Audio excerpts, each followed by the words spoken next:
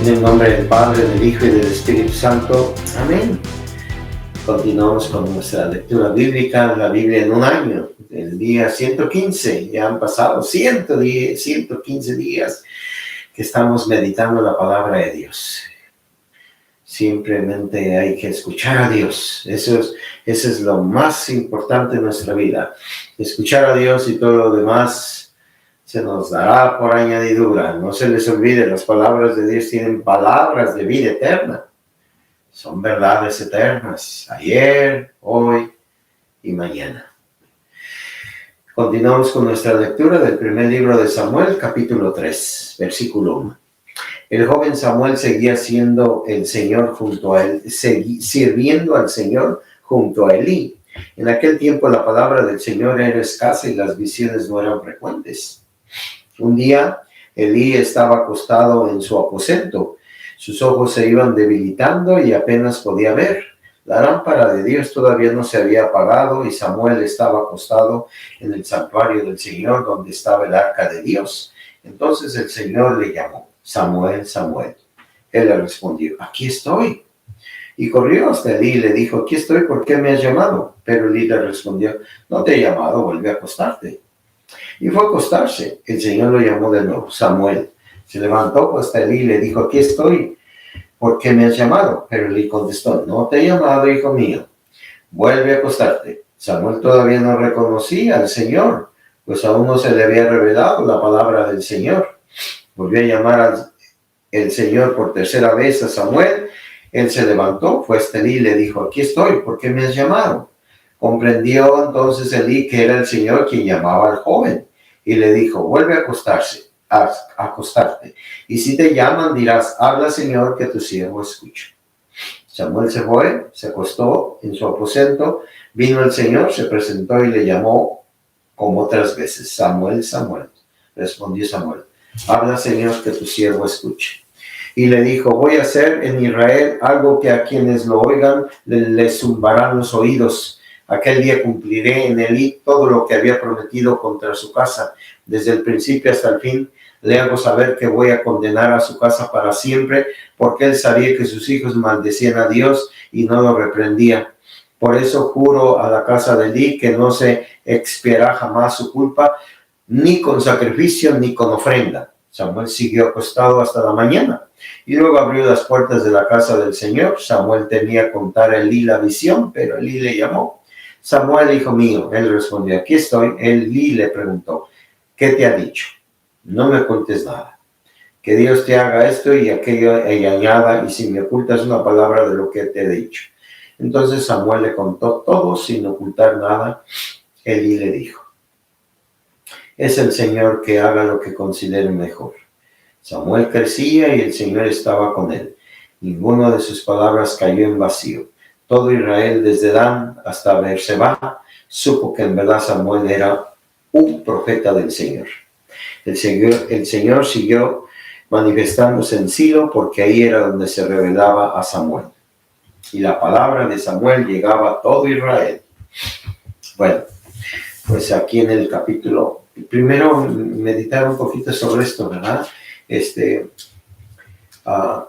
Dice aquí que él no reconocía la voz del Señor, porque no la había escuchado. Pero fíjense lo curioso, nosotros la escuchamos todo el tiempo y no la reconocemos.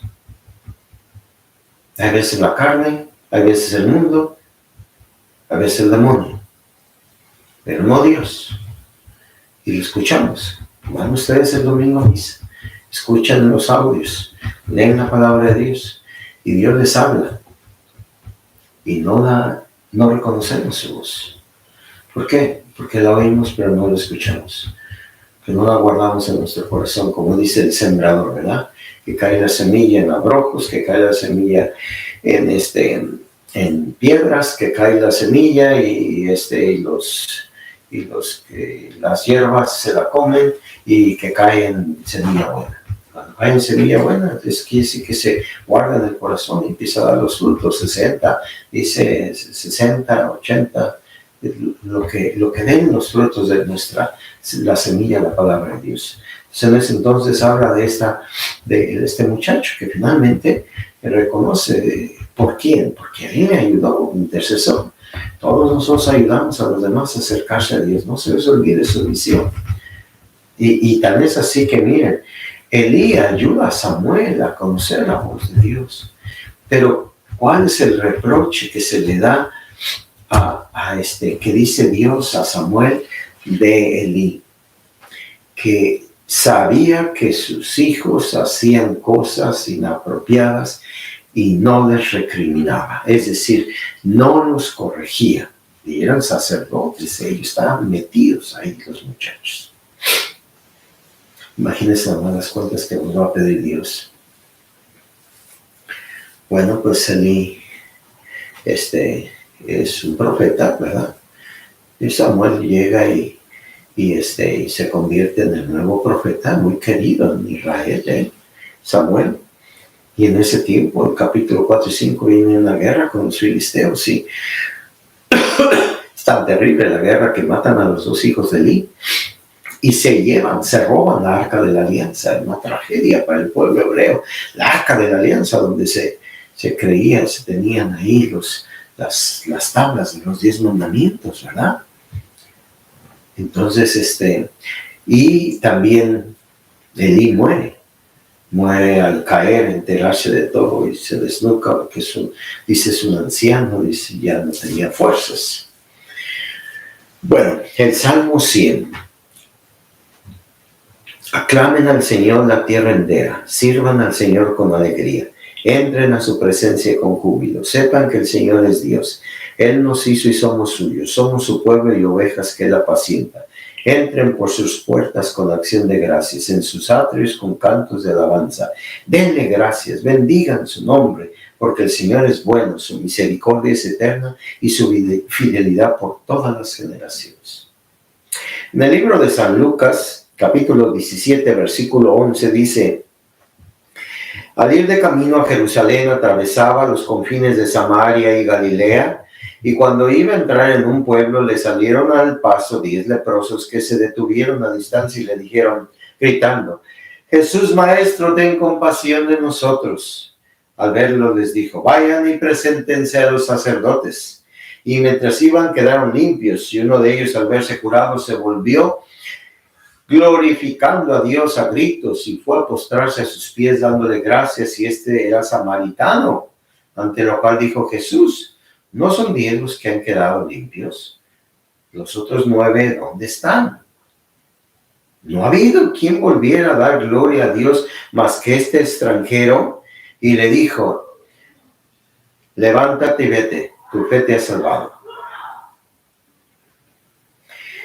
Bueno, aquí continúa este pasaje, pero es significativo de los 10 leprosos, ¿verdad?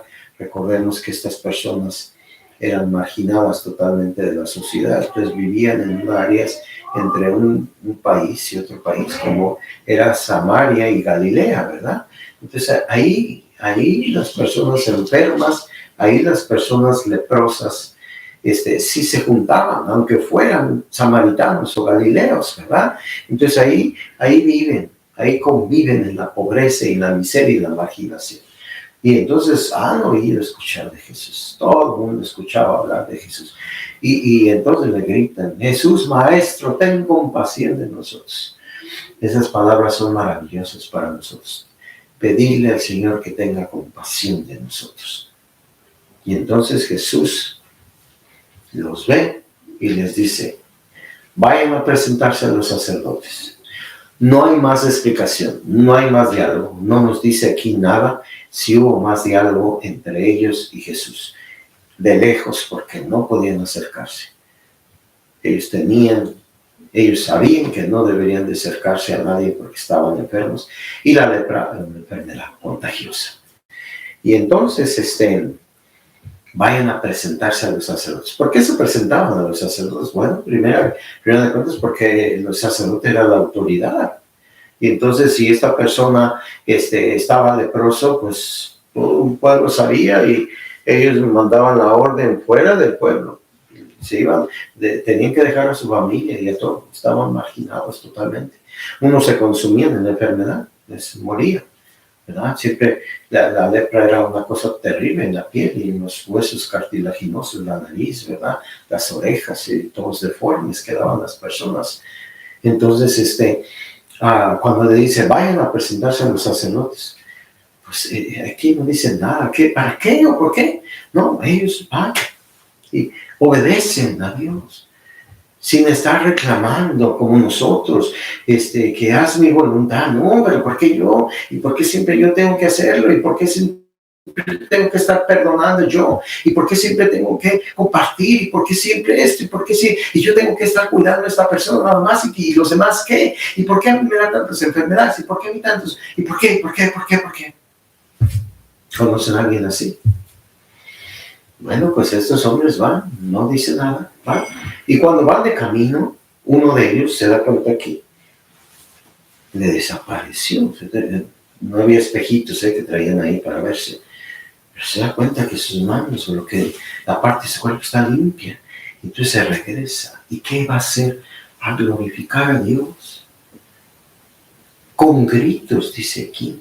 Y se fue a postrarse a Jesús. Dice que se postra. ¿Qué significa postrarse? Adorarlo. Y Jesús lo permite.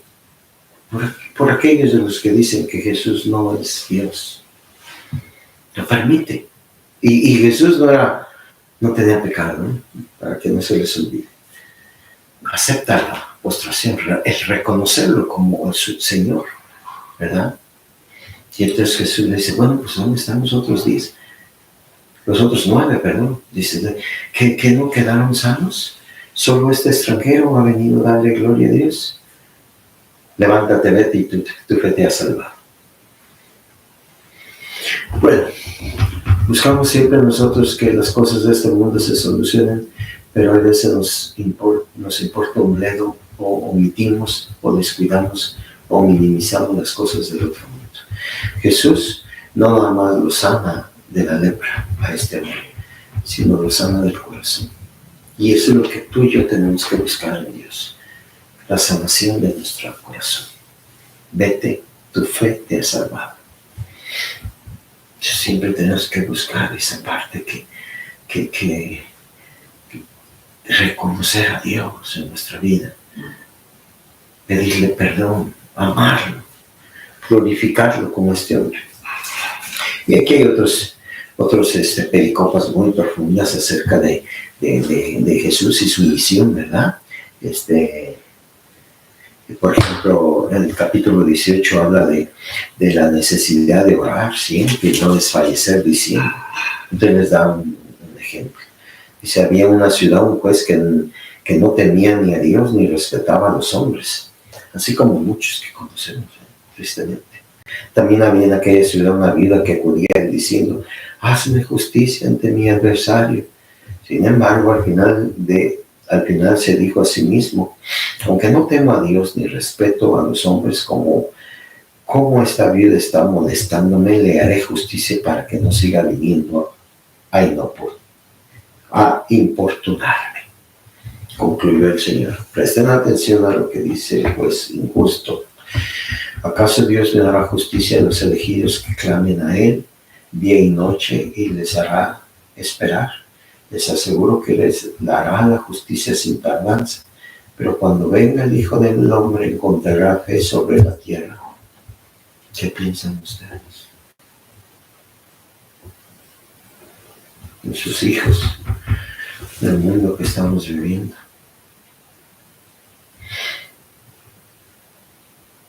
También el versículo 10 maravilloso, ¿verdad? De los dos hombres que fueron a orar, ¿verdad? El fariseo y el publicano. El otro, yo te doy gracias, Señor, porque no soy como esos pecadores que andan ahí. Yo sí pago mi diezmo, yo sí te doy el 10% de todo, hasta de la menta te doy, hasta de los cominos te doy yo. Yo sí, gracias, Señor, porque no sé cómo esta bola de pecadores. Y el otro no se quiere acercar, Señor, ten misericordia de mí, ten misericordia de mí. Y Jesús dice, ¿quién fue el que se justificó? Por Dios. Por Dios, hay que justificarse. Nosotros no somos jueces ni somos superiores a nadie, pero sí somos hijos de Dios. Vivamos profundamente esa amistad de nuestro Padre Dios con nosotros. Que el Señor nos bendiga, el Padre, el Hijo y el Espíritu Santo. Amén.